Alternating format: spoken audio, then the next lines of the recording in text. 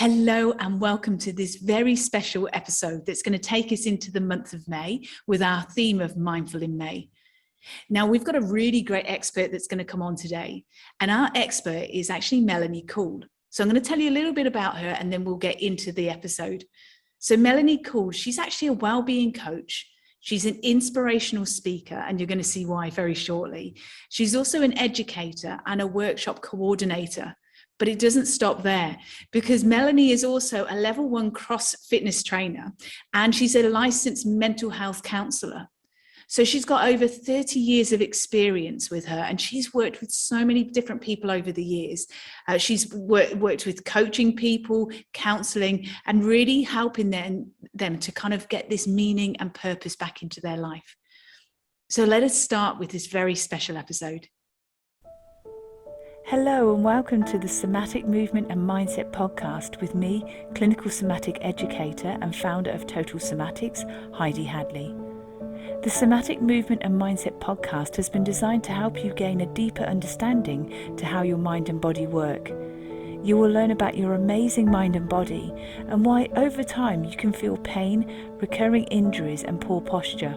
Within this podcast, I will teach you why this doesn't have to be your future or the norm for you.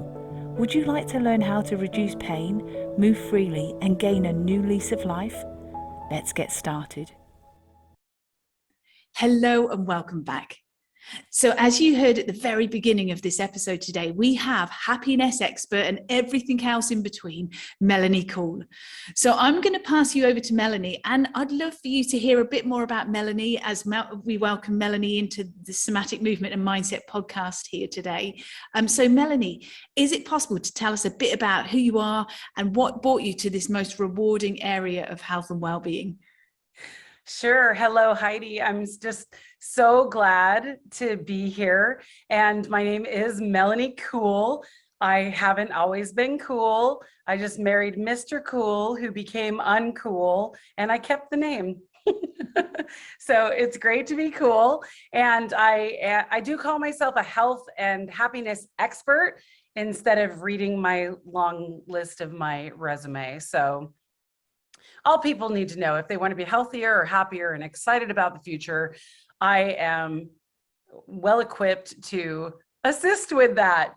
So I think I was always destined to be a health and happiness expert. I tell the story when I was 2 years old. My mom says I put my Raggedy Ann doll in a chair and said, "Tell me your problems." So that's where it started. And then as I went throughout my life, I didn't really lead it very purposefully and did not follow that dream intentionally. And a little over 20 years ago, I sustained a neck injury at work and I lost the use of my right arm. And I felt that my life was over. I was completely devastated. I ended up with no job, no income.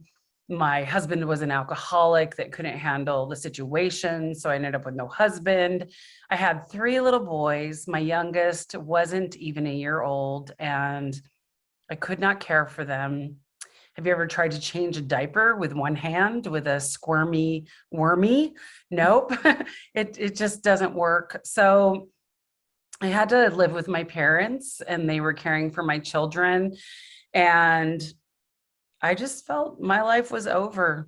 And every night when I went to bed, I would just pray that God would take me, because I could not face a future of disabilities and surgeries and how to possibly figure things out. Well, that all changed one morning when my 6-year-old, my middle son, came into my room and demanded that I make him breakfast. And I told him Grandma could make him breakfast, and he refused. He said, "It's your job to make me breakfast." And he looked pretty cute in his little Buzz Lightyear pajamas. And then he ripped the covers off me. So I said, okay, fine. So I made him breakfast with my left hand. I was making him some cereal, and I just had this thought, what can I do? You know, I'd spent so much time going over everything that was wrong with my life, everything I could not do, to the point I was so depressed, I wanted my life to be over. And I just had this thought, what can I do? And I thought, well, maybe this is my opportunity to go to graduate school and complete my lifelong dream of becoming a counselor. So I was nearly 40 years old, but I did. I went to graduate school, and my mom drove me. I couldn't drive at the time. She helped me get dressed. She took care of me, and I did it. And after 2 years of a master's degree program, I came out with a master's in counseling psychology. And while I was there, I stumbled onto this amazing thing called positive psychology. And that is the science of happiness. And positive psychology asks you, what can you do instead of what you can't do? And that's what I had already come up with in my kitchen when I was making cereal. So I felt like I came home, I immersed myself in the science of happiness. And at that moment, I knew that I was destined to impact the lives of others by spreading happiness. And I think that's what's been so inspirational, Melanie, because just to let everybody know that Melanie's just held a workshop for the Total Somatics members. So she's gone into some amazing detail about like the 3 major steps to happiness. And you really broke those down. And one member was saying how contagious her smile and her laughter is. And yet we know that when as you mentioned yourself, this positive psychology, it's not the Pollyanna approach, which I thought was a really good point that you mentioned in the workshop. Are you able to elaborate on that a little bit more? Yes, absolutely. Happiness is very misunderstood, and it is not a Pollyanna approach. Happiness is acknowledging everything that's wrong and then focusing on what's right. What can we do about it? So, the world is a horrible, cruel place. And a lot of bad things happen every day. The world is also a beautiful, abundant place, and a lot of good things happen. So we're constantly holding both of those. Abraham Lincoln said, we can complain that rose bushes have thorns, or we can rejoice that thorn bushes have roses. So positive psychology is just focusing on what's right. Yeah, there's still those thorns in life, right? But there are those flowers and there are those moments. And despite our circumstances, if we can have, which I had shared with Heidi's group, the 3 secrets to happiness: gratitude, zest, and hope. And there are scientifically proven interventions to get all 3 of those. And when we have those in line, whatever circumstances happen, we can handle it. And we're going to be okay. And I thought a point that was really created that conversation at the end, Melanie, was when you said, when we bring in all those 3 concepts, that really builds into that post-traumatic growth. Again, are you able to let us know a bit about that? Because that was something that we thought, my goodness, that needs to be spread out there in the world. Right. I know, like everyone and their mother has heard of post-traumatic stress. And yeah, it's a real thing. We endure trauma and we have nightmares about it, and things happen in our lives where we get triggered and it replays and we think it's happening again. I treat post-traumatic stress. Everyone's heard of it. It's when the past has those ugly claws in you, right? And you feel controlled by something that happened last year, 10 years ago, 30 years ago, 50 years ago. But here's the thing. There's this amazing thing called post-traumatic growth. Like, seriously, Google it. It's a thing. And I've never met anyone who knows about it. So it's like my job to let people know about this post-traumatic growth. What that is, it's when you've experienced post-traumatic stress, but you take the trauma and you process it and you learn from it and you grow from it and you hopefully even become a better version of yourself because of it, and even turn around and help others. And we all have those stories. And it's going from stuck to unstuck, going from being a survivor, going from surviving to thriving. Post-traumatic growth. It is a beautiful thing, and anyone can do it. There's just, there's a series of steps to go through to do what I just said. Like, you go to therapy and talk about it, but don't just keep talking about it. Like, let's kick it up a notch. Let's learn from it, grow from it, move on from it. The past is dead. We can't change the past, right? We cannot change the past, but we can reframe it into something that is going to make us stronger and more resilient and ready to face things that have come our way. I've been through so many times in my life where I've had to go from surviving to thriving. And now I'm at the point where I just say, bring it on. Yeah. And I think the thing is though, Melanie, it's like, because of what's happened in, and everyone's listened to this, we've all had things happen in our past, haven't we? And really, it's seeing how resilient human nature really is. And I mean, just the last 2 years alone with the pandemic, and how initially there was this almighty shock, but we had to work through it, didn't we? And realize where the priorities lay. And that's back with that human connection, connecting with people, and the material side of things is really quite insignificant, really, isn't it? It's coming back to almost that tribal feeling of us being with people, because that's where we get that connection. And that's kind of making me just think, when we were chatting about like today's episode, about looking at ways of how things can drain us or they can kind of deplete us. What kind of points would you kind of bring out with that? Sure. So, I've always said, get out of your head and into your life, but I realized I was missing a really important part, and that's the body. And that's where you come in, Heidi, because you do the somatic work. But now I've reframed it to get out of your head, into your body, and into your life. That's what we need to do. And so I always talk to people about just noticing what feeds you and what drains you. And we want to increase the things that feed us, and we want to decrease the things that drain us. And right off the bat, you can probably name some things that drain you, like the news. Watching the news. We have absolutely no control over anything that we're watching on the news. So why do we want to inundate ourselves with that? That's negative, negative, negative, right? Now, I'm not saying be ignorant. Like, it's good to be informed, but you can be informed with headlines. You don't have to have the ticker going 24 hours a day on your TV, right? So news, social media. When I was turning 50, I looked in the mirror and I didn't like what I saw. This is another time in my life when I went from surviving to thriving. I was unhealthy, unhappy. I was in a marriage with a narcissist that was tearing me down every day. And my self-esteem and my self-worth was in the toilet. And I felt like a fraud at work because I'm a health and happiness expert. Yeah. And I just, every time I'd go on social media, it made me feel so bad about myself. I'd look, oh, she's prettier than me. She's thinner than me. They're having more fun than me.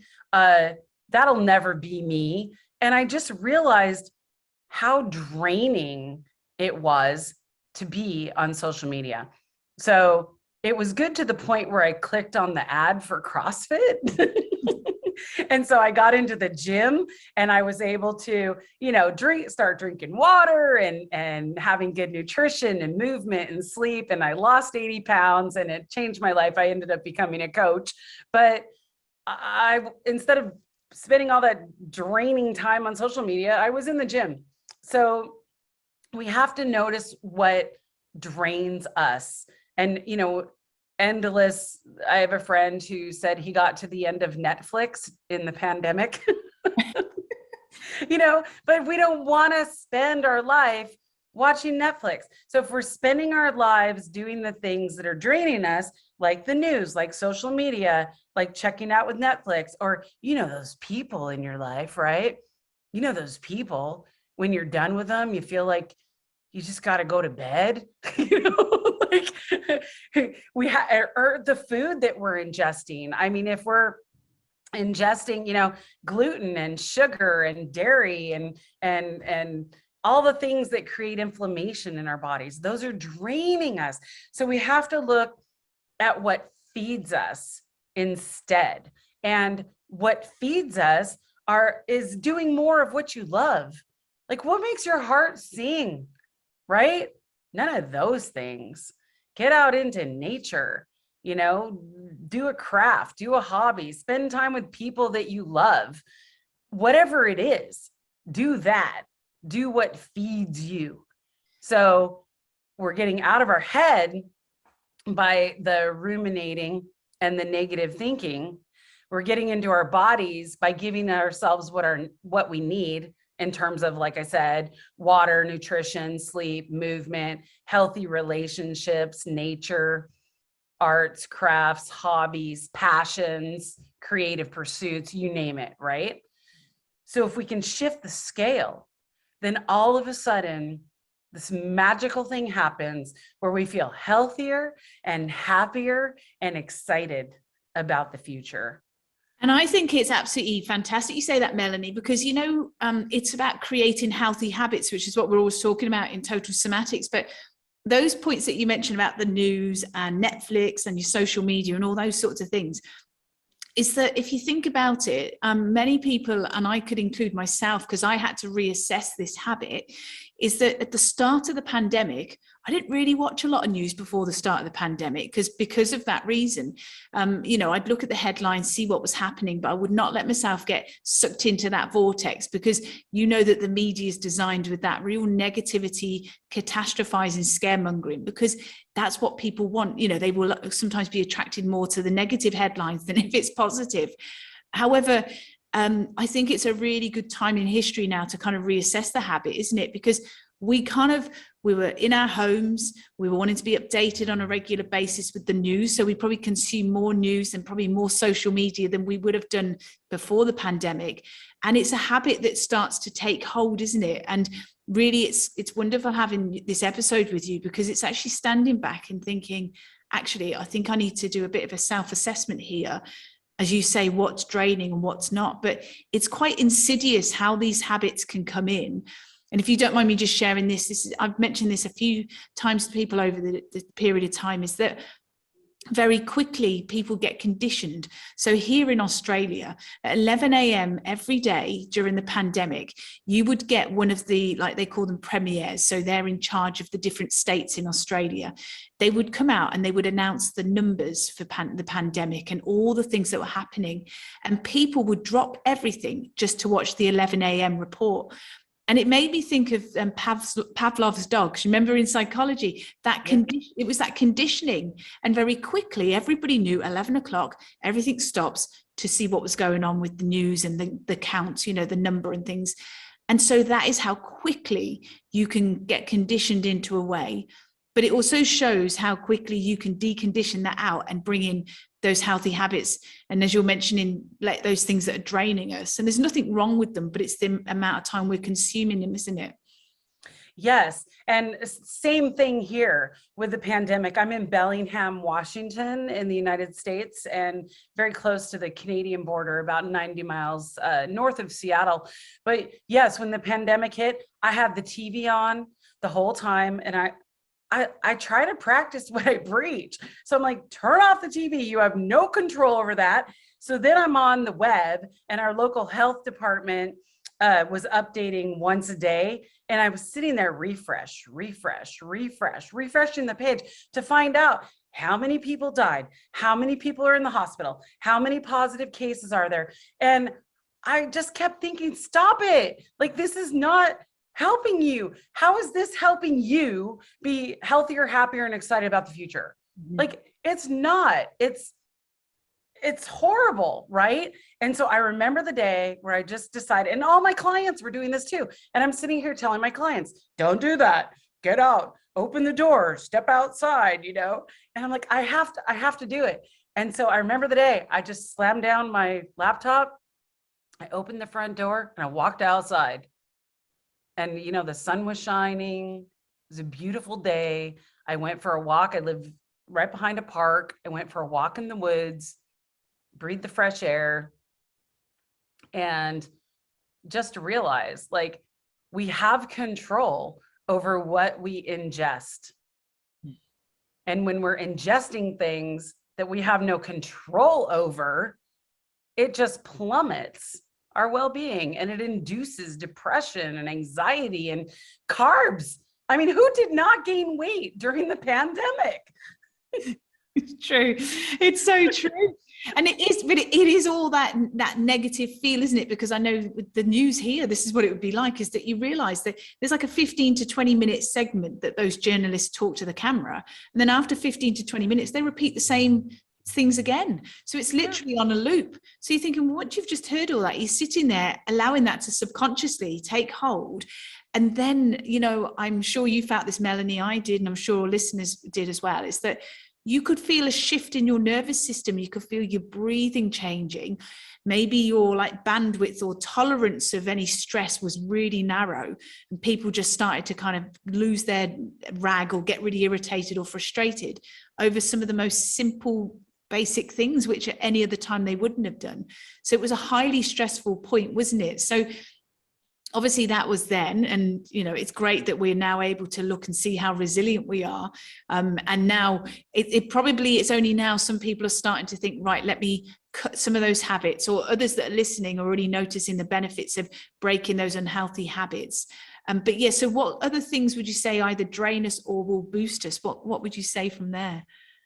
Yeah, like I said, just be careful what we're ingesting, you know, and you think about food, you know, water, news, social media, people, but we also need to just focus more on the things that give you energy. So just notice as you go throughout the day, maybe every hour, notice what you're doing and ask yourself, is this feeding me or is this draining me?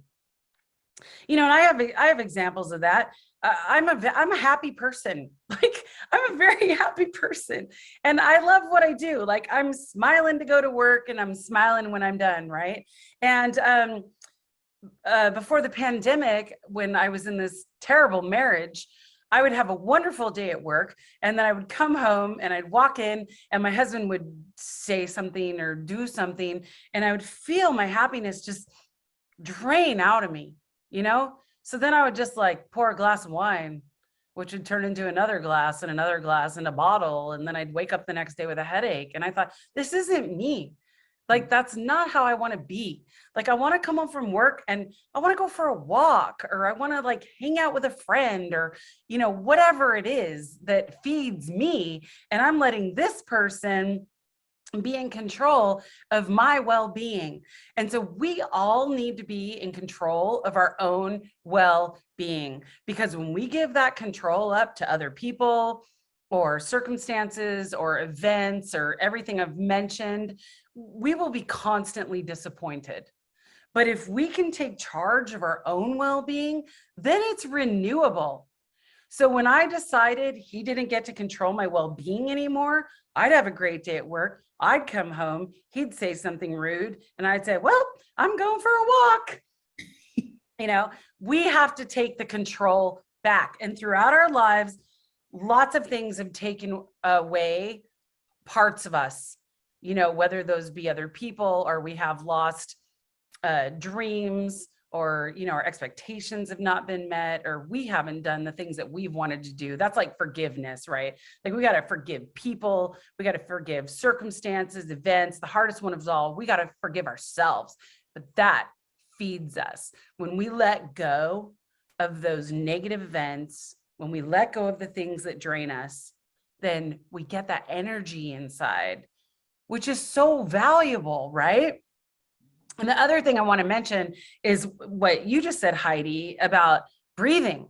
So when we're engaged with things that drain us, we're not breathing. In fact, we do a terrible job of breathing, right? I'm sure, Heidi, you can attest to that. Like, our breathing is too quick. It's too shallow. It is not good. And when we're not breathing, it is really bad for our body. Like, our digestion can't work right, you know, our immune functioning goes down. People who engage in things that drain them all the time are more stressed out. They get more sick more often. But when we engage in things that feed us, our breathing slows down, and then our immune system works better.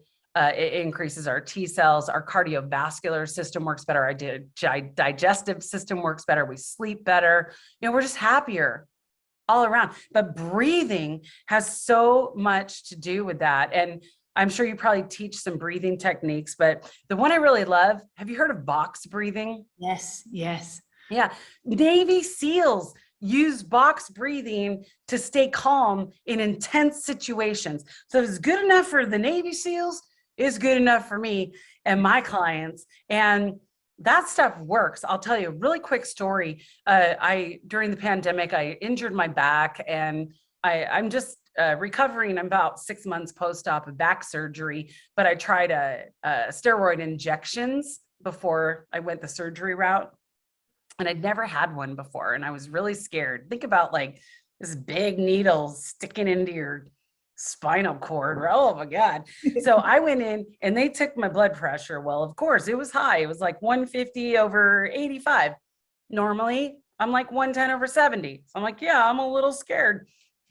So while I was waiting for the injection, I did this box breathing, and it's very simple. Imagine a box. You breathe in for 4, out, hold for 4, out for 4, hold for 4. So you breathe in 2, 3, 4, hold 2, 3, 4, out 2, 3, 4, hold 2, 3, 4. So I did this box breathing. It was maybe 10 minutes, and the nurse came back in and she took my blood pressure again. They were a little concerned, and my blood pressure was 105/55. Wow. And she said, "What are you doing?" I said, "Oh, I'm doing," because, I'm always wanting to educate everybody. So I'm like, "Oh, I'm doing this box breathing. Navy SEALs use this." Da, da, da, da. She didn't know about it. So I taught her the box breathing, and she promised me she would teach all the other nurses the box breathing, and they would use those with all of their patients that came through their doors, but and then I went through the procedure fine. Everything was fine. I ended up having back surgery, but it just proved to me that we have control over that. No matter what, we can stop. There's plenty of breathing techniques. Heidi can teach you all kinds of cool stuff, but you have to find what works for you, and you have to do it. But we need to calm down so that we can make room for the things that make life worth living.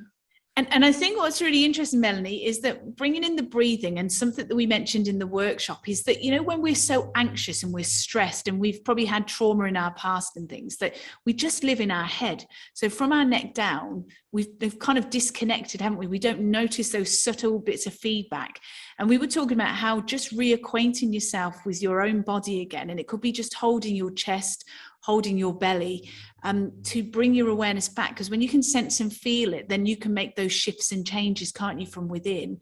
And I thought of how that weaves in with the box breathing or any of the breathing techniques, because really, in order to bring our awareness back to how we are internally, breathing is one of the very first signs that we can do, can't we? We can either find that we're holding our breath, we're really shallow, we've got like tense, tight neck and jaw, and we know that that's, again, going to be a lot to do with bracing and breathing.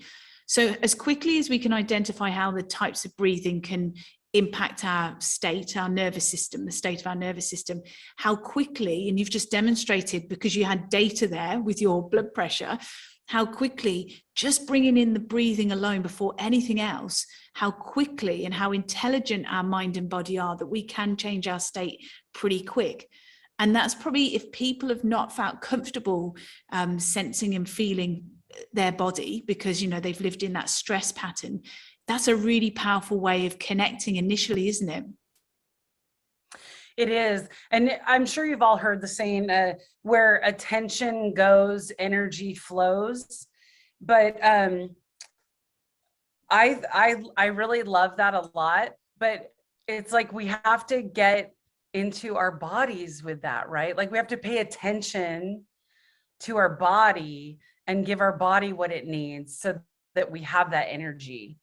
Yeah. And then I add on to that, your brain grows. So where attention goes, energy flows, and your brain grows, because we have these areas of our brain that light up. Every thought you have has a chemical reaction that happens in your brain. And believe me, if you're having negative thoughts all the time, you're releasing things like cortisol into your body, which it's a stress hormone. It has devastating effects on your body, right? On your cardiovascular system, your digestive system. It decreases your T cells. I mean, it's horrifying, right? Well, the opposite is true. If you're having wonderful thoughts, you're releasing those happy hormones, dopamine, serotonin. You've heard of them, right? Those make you feel better. They calm you down and improve everything, right? So where your attention goes, energy flows, and your brain grows. So if we can really get into this, out of our heads, into our bodies, into our lives, then we're growing those parts of our brains. We have the neuroplasticity in our brains. We can rewire our brains, and then you're rewiring your brain to be healthier and happier. And then guess what? It gets easier, and you notice more quickly when you're not breathing great. Yeah, it's so true. And it's all about that we do have that control, but sometimes for different situations, we feel that we've lost that control, but it's almost giving ourselves permission, because you mentioned it in the workshop, because I love the book from Viktor Frankl, Mankind's Search for Meaning.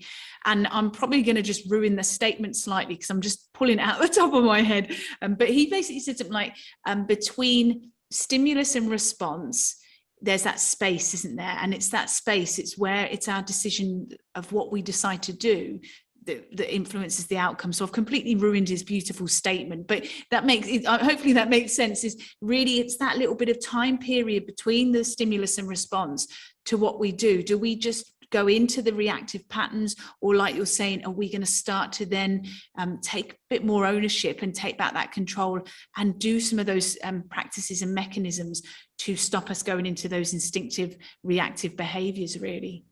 Right. We need to slow it down. Yeah. We need to pay attention. Yeah. Yeah. No, it's so true. And so what kind of like wonderful stories have you had, Melanie, working with people over the time? What kind of things have you experienced and seen for yourself? Because it's so rewarding when you see those transformations, isn't it? It is so rewarding. And so, positive psychology, it's about what's right with you instead of what's wrong with you. What you have instead of what you don't have, what you can do instead of what you can't do.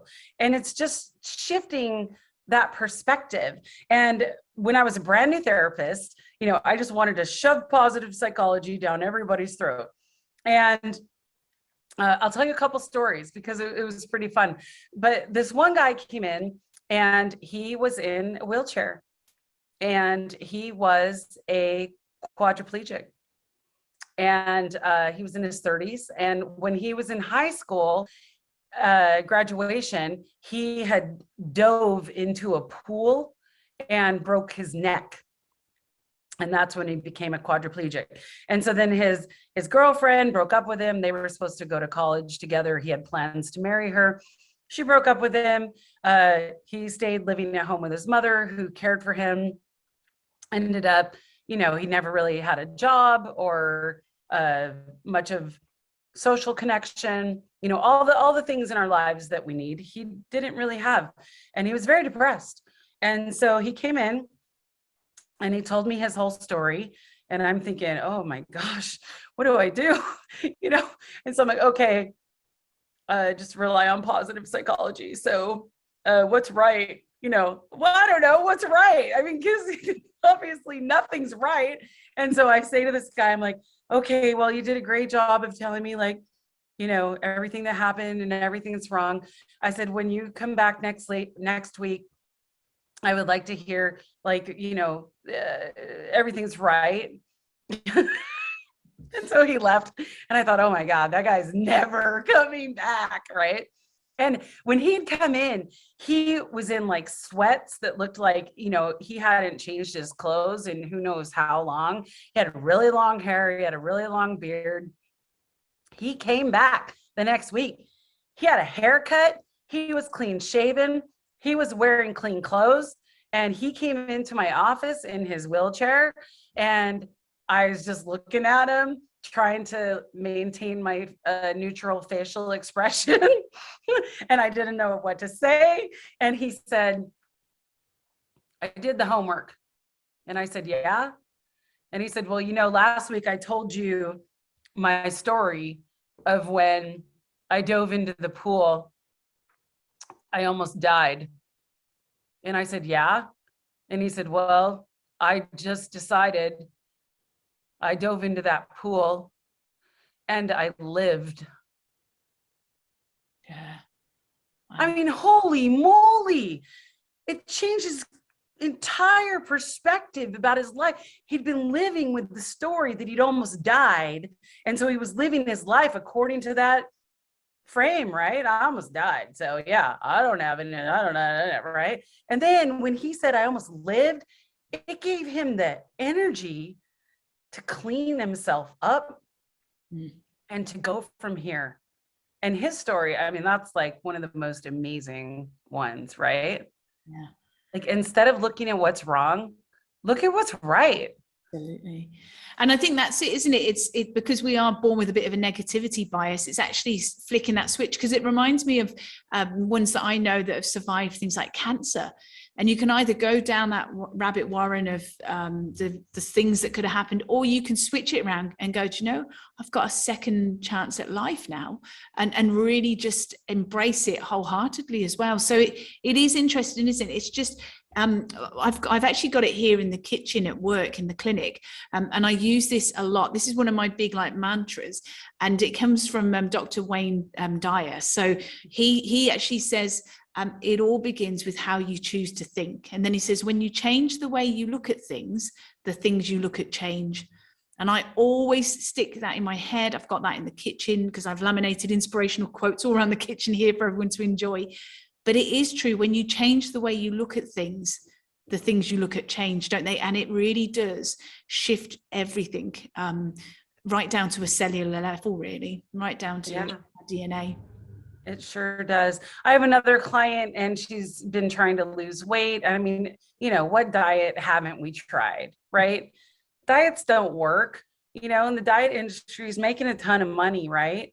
But we need to get happy. That's the solution. Because if you're happy, then you want to give your body healthy things, and you want to do what you need to do.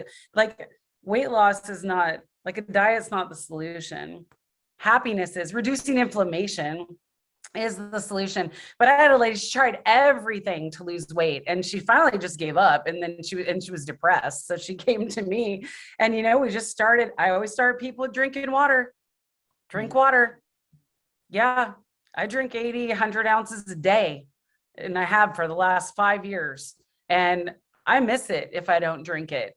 And I always start with the drinking water, and then I go to the sleep and the nutrition and the movement. Then we start working on coping skills. Like, I don't even think you can learn the coping skills until you get those other things. Like, we have to give our brain what it needs in order for it to work properly, right? We have to breathe. Our brains need oxygen to work right, you know? So it's like, we have to get those in line.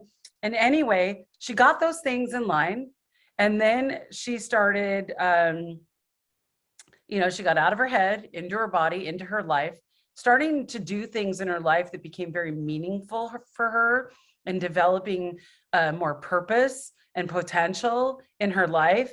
And guess what the side effect of that was? Was it the weight loss? Weight loss. Yeah. Yeah. Yeah. The weight loss. And so, you know, we took before and after pictures and stuff, but whenever someone would say to her, wow, what have you lost? She would say, unhealthy habits. Wonderful. Yeah. Absolutely. And it is, isn't it? Because the weight loss just naturally comes off. But when you look at all the other focuses, it's true. It's just, where's the focus? Yeah, it's so true. Yeah. And we can't fix emotional problems with physical fixes, right? That's why diets don't work. I mean, they're not getting to the underlying reason why we're overeating in the first place. And that can go really deep. I mean, I don't want to get too deep here, but basically, what's under that, what's under that, what's under that. I mean, at our core, most of us feel unlovable or unworthy. And that's what we have to tackle, right? And so that's when we start caring for ourselves. I talk a lot about self-care. And listen, people, self-care is not selfish. It is not. Because if you take care of yourself and become as healthy as you can be, then you can take better care of everyone else, right? Absolutely. No, it's absolutely wonderful, Melanie. I was going to say, how can people reach out to you, Melanie? Because I mean, that's the thing. You are so inspiring. It's what we need at this. Well, we always need it anyway. But because we're kind of coming out of this funk or this rut of what's been going on for the last 2 years, it's like really reassessing our priorities and our habits and our well-being. How can we learn more about you? Where can people find you?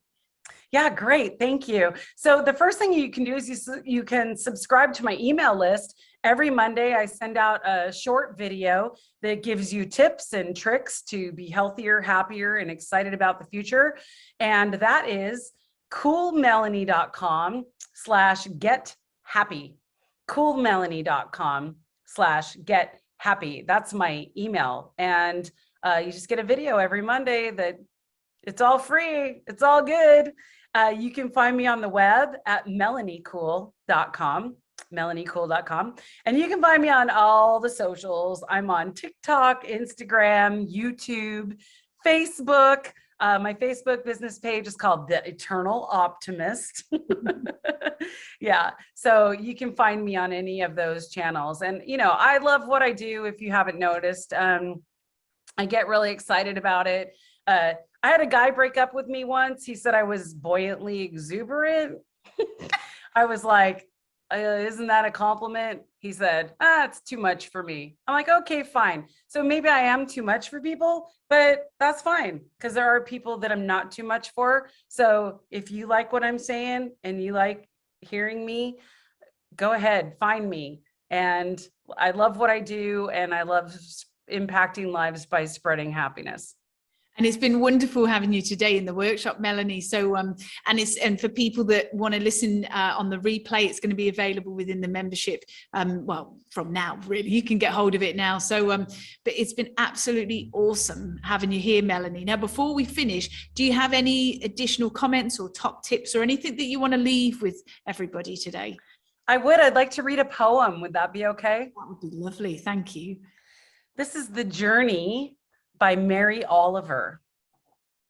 This poem has saved my life over and over. One day, you finally knew what you had to do and began. Though the voices around you kept shouting their bad advice, though the whole house began to tremble and you felt the old tug at your ankles. Mend my life, each voice cried. But you didn't stop. You knew what you had to do. Though the wind pried with its stiff fingers at the very foundations, though their melancholy was terrible, it was already late enough and a wild night, and the road full of fallen branches and stones. But little by little, as you left their voice behind, the stars began to burn through the sheets of clouds. And there was a new voice, which you slowly recognized as your own, that kept you company as you strode deeper and deeper into the world, determined to do the only thing you could do, determined to save the only life you could save. That is beautiful. Wow. That is beautiful. So who was that? Who was that said Mary that? Oliver. Mary Oliver. Wow. The Journey. The Journey. Wow.